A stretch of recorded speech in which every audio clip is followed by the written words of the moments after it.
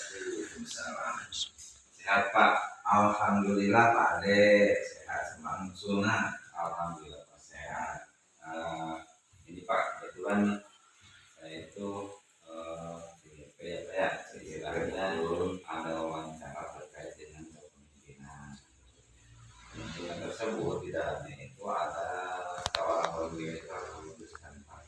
Mungkin di wawancara ini Pak, saya itu ada beberapa pertanyaan terkait dengan kepemimpinan, terus bagaimana cara memutuskannya gitu. Nah, kemungkinan Bapak itu seorang pimpinan istilahnya sudah bisa memutuskan, walaupun dalam artian ada yang dirugikan ataupun yang ada yang disebutkan dengan ini. Nah, mungkin di sini pertanyaan-pertanyaan tersebut di dalamnya terkait dengan jadi Pak, mungkin supaya tidak terlalu lama waktu ya Pak ya, kemungkinan kesibukan Bapak silakan. Baiklah, saya akan mulai untuk pertanyaan yang pertama Pak. Ini untuk pertanyaan pertama Pak, selama ini bagaimana Bapak dapat mengidentifikasi kasus-kasus yang merupakan dilema etika atau bukan moral? Identifikasi ya, identifikasi.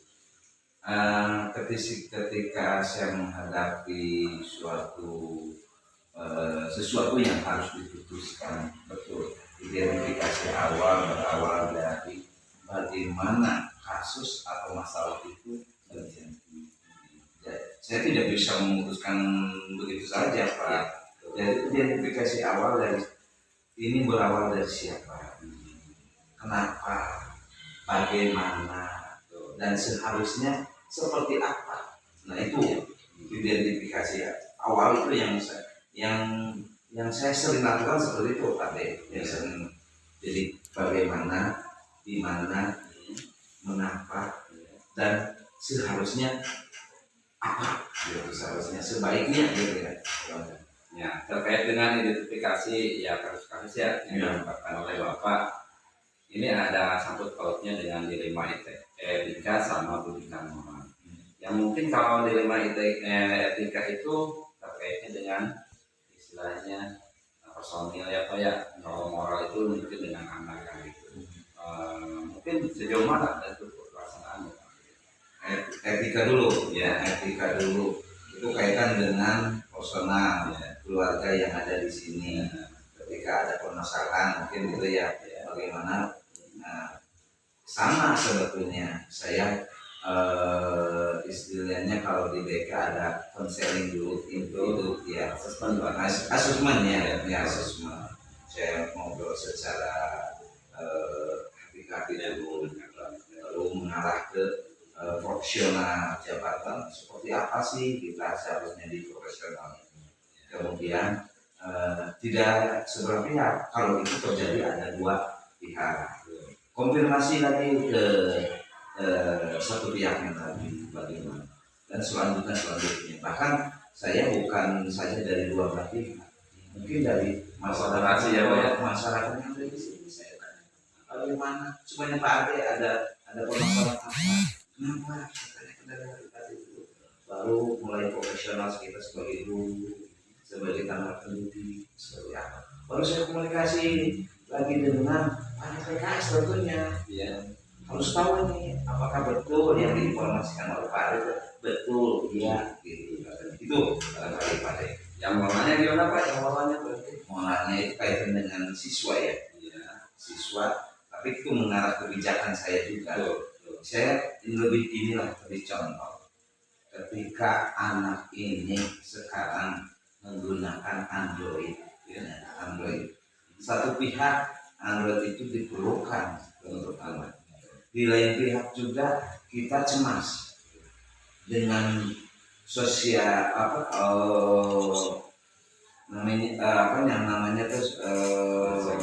sosial media itu juga harus ini. Bagaimana caranya saya pendekatan lagi, dan saya harus lebih tahu dari anak tentang Android atau tentang apa yang ada, dan saya masuk ke dunia anakku apa sih? Kita masuk ke sana, baru kita bisa menyimpulkan harus bagaimana dan bagaimana. Terus ini pertanyaan yang kedua ya Pak ya. Selama ini Bapak menjalankan pengambilan keputusan di sekolah, Bapak terutama untuk kasus-kasus di mana ada dua kepentingan yang sama benar atau sama mengandung nilai kebajikan. Bagaimana itu? Saya membuat keputusan itu. Iya. Biasanya tetap buat itu tidak salah, tidak benar, benar semua. Prioritas itu waktunya.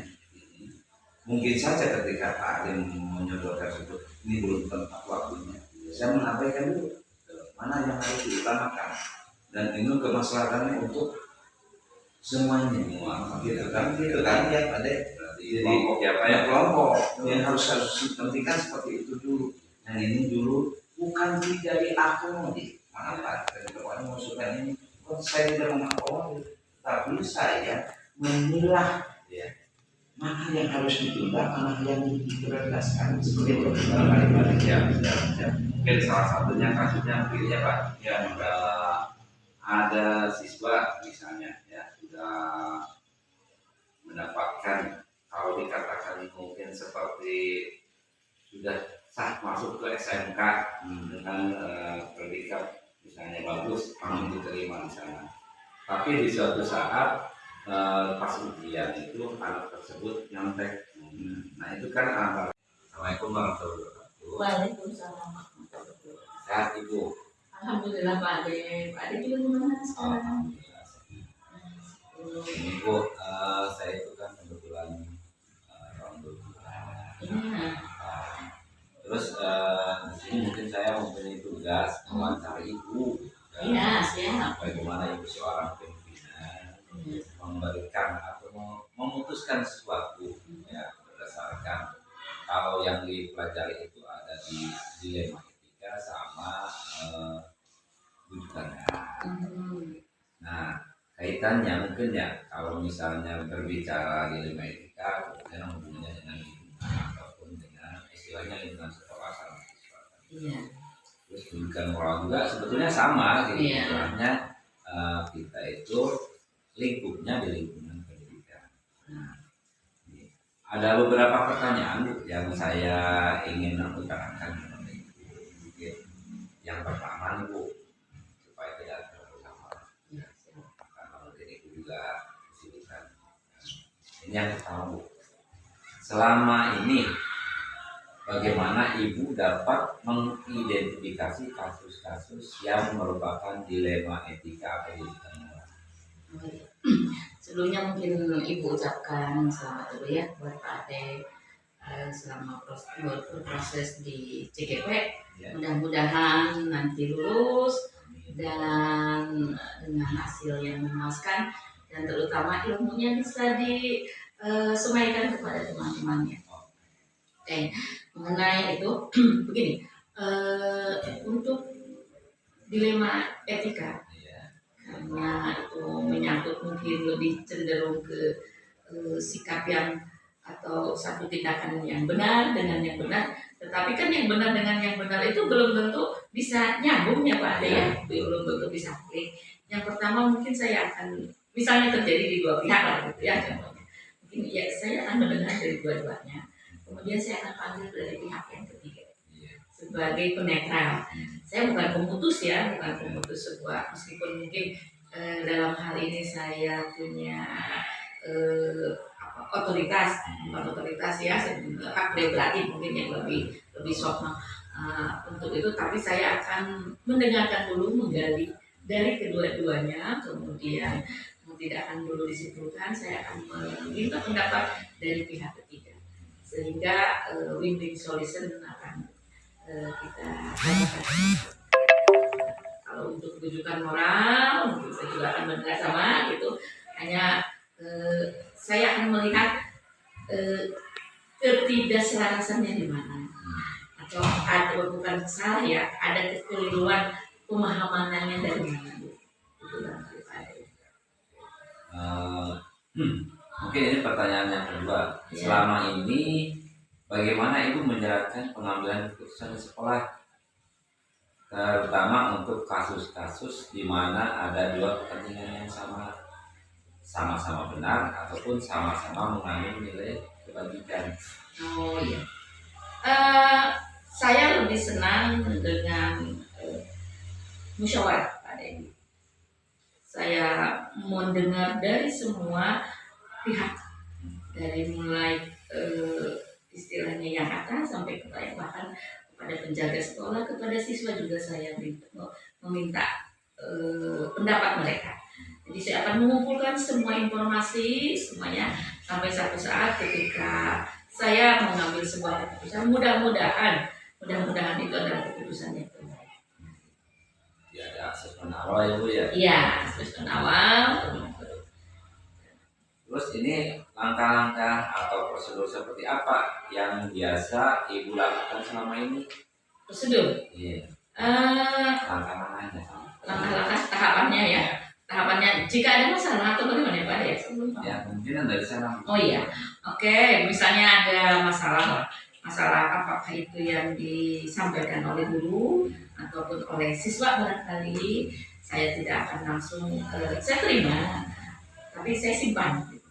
Baru kemudian saya mengasesmen Ya, kepada beberapa pihak mungkin yang terkait dan yang tidak terkait, karena yang melihat saja saya pikir juga dia sudah bisa diasesmen kan ya, yang melihat yang mendengar, apalagi yang